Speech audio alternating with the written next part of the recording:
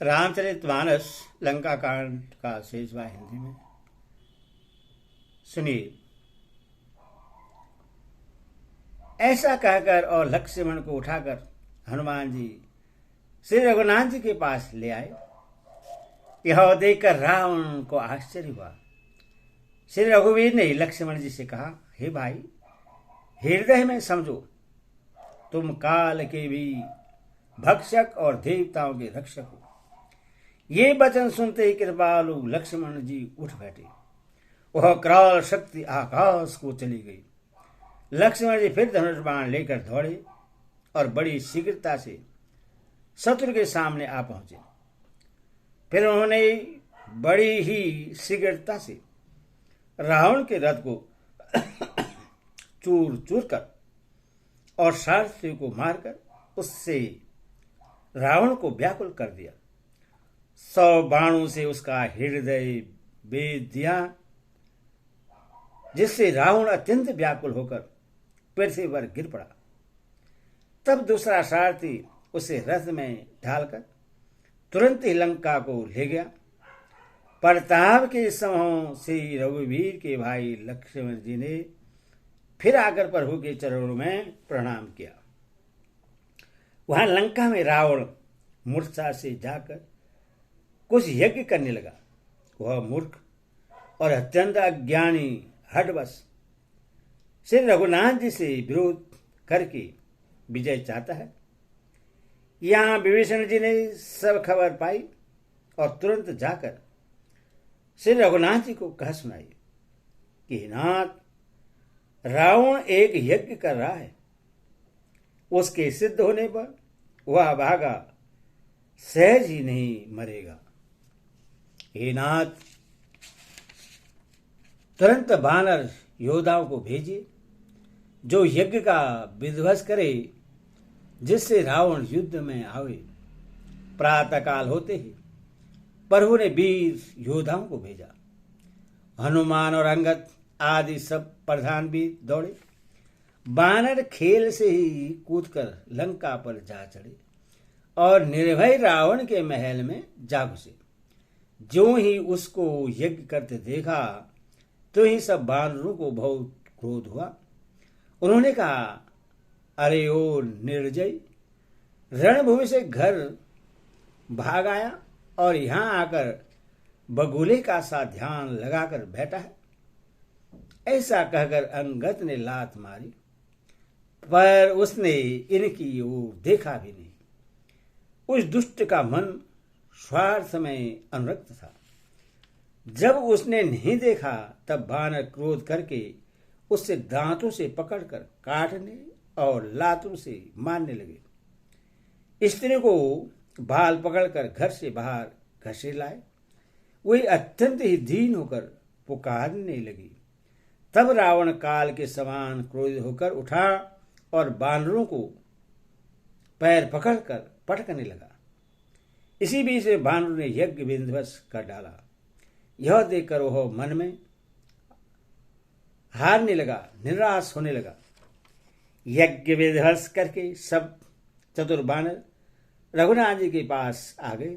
तब रावण जीने की आशा छोड़कर क्रोधित होकर चला। चलते समय अत्यंत भयंकर अमंगल अपशकुन होने लगे। गेंद उड़कर उसके सिरों पर बैठने लगे, किंतु वह काल के बस था। इससे किसी भी अपशकुन को नहीं मानता था। उसने कहा, युद्ध का डंका बजाओ। निशाचरों की अपार सेना चली। उस समय बहुत से हाथी, रथ, घुड़सवार और पैदल हैं। वे दुष्ट प्रभु के सामने कैसे दौड़े, जैसे पतंगों के समूह अग्नि की ओर जलने के लिए दौड़ते हैं। इधर देवताओं ने स्तुति की कि हे श्री राम जी, इसने हमको दारुण दुख दिए हैं। अब आप इससे अधिक न खिलाइए। जानकी जी बहुत ही दुखी हो रही हैं। देवताओं के वचन सुनकर प्रभु मुस्कुराए। फिर श्री रघुवीर ने उठकर बाण सुधारे, मस्तक पर जटाओं के जूड़े को कसकर बांधे हुए हैं। उसके बीच बीच में पुष्प गुथे हुए सुशोभित हो रहे हैं। लाल नेत्र और मेघ के समान श्याम शरीर वाले और संपूर्ण लोगों के नेत्रों को आनंद देने वाले हैं। प्रभु ने कमर में फेंटा तथा तरकस कस लिया और हाथ में कठोर शांक धनुष ले लिया। प्रभु ने हाथ में शांक धनुष लेकर कमर में बाणों की खान अक्ष सुंदर तरकस कस लिया। उनके भुजदंड पुष्ट हैं और मनोहर चौड़ी छाती पर ब्राह्मण भृगु जी के चरण का चिन्ह सुशोभित है।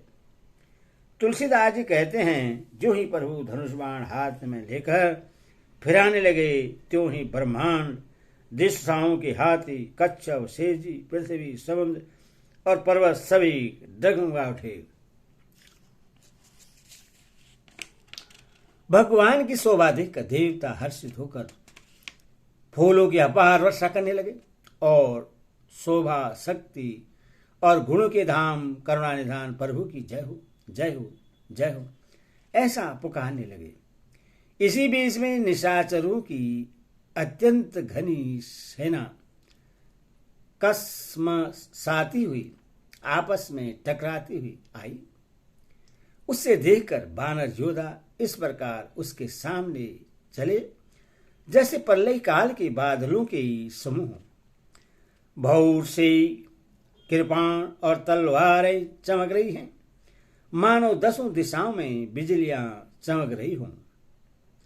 हाथी रथ और घोड़ों का कठोर चिघाड़ ऐसा लगता है मानो बादल भयंकर गर्जन कर रहे हों। वानरों की बहुत सी पूंछें आकाश में छाई हुई है, वे ऐसी शोभा दे रहे हैं मानो सुंदर इंद्रधनुष उदय हुए हों। धूल ऐसी उठ रही है मानो जल की धारा हो। वहां रूपी बूंदों की अपार वृष्टि हुई। दोनों ओर से योद्धा पर्वतों का प्रहार करते हैं, मानो बारंबार वज्रपात हो रहा हो। श्री रघुनाथ जी ने क्रोध करके बाणों की झड़ी लगा दी, जिससे राक्षसों की सेना घायल हो गई। बाण लगते वीर चित्कार कर उठते हैं और चक्कर खाकर जहां तहां पृथ्वी पर गिर पड़ते हैं। उनके शरीरों से ही ऐसे खून बह रहा है मानो पर्वत के भारी झरनों से जल बह रहा हो। इस प्रकार डरपोकों को भय उत्पन्न करने वाली रुधिर की नदी बह चली। डरपोकों का भय उपजाने वाली अत्यंत अपवित्र रक्त की नदी बह चली। दोनों दल उसके दोनों किनारे हैं। रथ रेत है और पहिए भंवर हैं। वह नदी बहुत भयावनी बह रही है। हाथी पैदल, घोड़े गधे तथा अनेकों सवारियां ही, जिनकी गिनती कौन करे।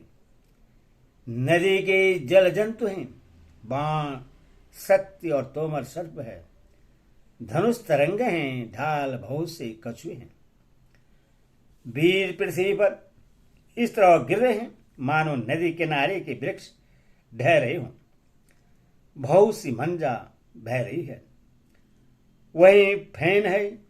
डरपोक जहां इससे देखकर डरते हैं, वहां उत्तम योद्धाओं के मन में सुख होता है। भूत पिशाच और बेताल, बड़े बड़े झूठों वाले महान भयंकर झूठिंग और प्रथम शिवगण उस नदी में स्नान करते हैं। कौवे और चील भुजाएं लेकर उठते हैं और एक दूसरे से छीनकर खा जाते हैं। एक कोई कहते हैं, अरे मूर्खो, ऐसी सस्ती बहुतायत है, फिर भी तुम्हारी दरिद्रता नहीं जाती। घायल योद्धा तट पर पड़े कराह रहे हैं, मानो जहां तहां अर्ध जल। वे व्यक्ति जो मरने के समय आधे जल में रखे जाते हैं, पड़े हों। गीत आर्त खींच रहे हैं, मानो मछली मार नदी तट पर से चित लगाए हुए ध्यानस्थ होकर बंसी खेल रहे हो, बंसी से मछली पकड़ रहे हो। भौ से योद्धा बहे जा रहे हैं और पक्षी उन पर चढ़े चले जा रहे हैं, मानो वे नदी में नावरी नौका कीड़ा खेल रहे हों। योगिनियां खप्पर में भर भर कर खून जमा कर रही हैं। भूत पिचासों की स्त्रियां आकाश में नाच रही हैं। चावंडाएं योद्धाओं की खोपड़ियों का करताल बजा रही हैं और नाना प्रकार से गा रही हैं। गिदड़ों के समूह कट कट शब्द करते हुए मुर्दों को काटते खाते हुआ करते और पेट भर जाने पर एक दूसरे को डांटते हैं। करोड़ों धड़ बिना सिर के घूम रहे हैं और सिर पृथ्वी पर पड़े जय जय बोल रहे हैं।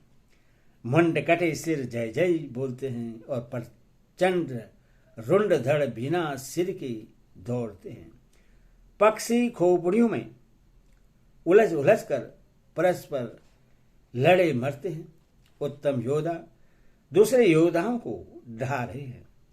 श्री रामचंद्र के बल से दर्पित हुए बानर राक्षसों के झुंड को मसले डालते हैं। श्री राम जी के बाण समूह से भरे मरे हुए योद्धा लड़ाई के मैदान में सो रहे हैं। रावण ने हृदय में विचारा कि राक्षस का नाश हो गया है, मैं अकेला हूं और बानर भालू बहुत हैं, इसीलिए मैं अब अपार माया रचूं। देवताओं ने प्रभु को पैदल बिना सवारी के युद्ध करते देखा तो उनके हृदय में बड़ा भारी शोक दुख उत्पन्न हुआ। फिर क्या था, इंद्र तुरंत अपना रथ भेज दिया।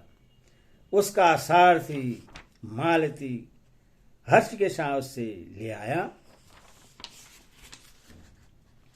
उस दिव्य अनुपम और तेज के पुंज तेजोमय रथ पर कौशलपुरी की राजा श्री राम जी हर्षित होकर चढ़े। उसमें 4 चंचल मनोहर अजर अमर और मन की गति के समान शीघ्र चलने वाले देवलोक के घोड़े जूते थे। श्री रघुनाथ जी को रथ पर चढ़े देखकर बानर विशेष बल पाकर दौड़े। बानरों की मार सही नहीं जाती, तब रावण ने माया फैलाई। एक श्री रघुवीर के ही वह माया नहीं लगी।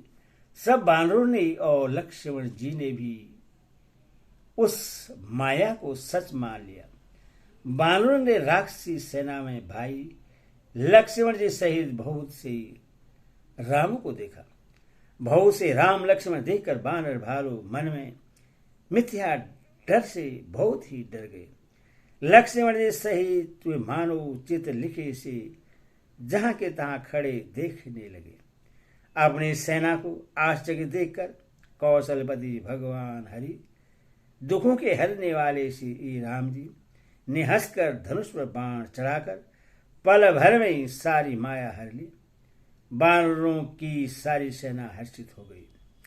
फिर श्री राम जी सबकी ओर देखकर गंभीर वचन बोले, हे वीरों, तुम सब बहुत ही थक गए हो, इसीलिए अब मेरा और रावण का दंत युद्ध देखो। ऐसा कहकर श्री रघुनाथ जी ने ब्राह्मणों के चरण कमलों में सिर नवाया और फिर रथ चलाया। तब रावण के हृदय में क्रोध छा गया और वह गरजता ललकारता हुआ सामने दौड़ा। बोले सियावर रामचंद्र की जय, बोले साचे दरबार की जय।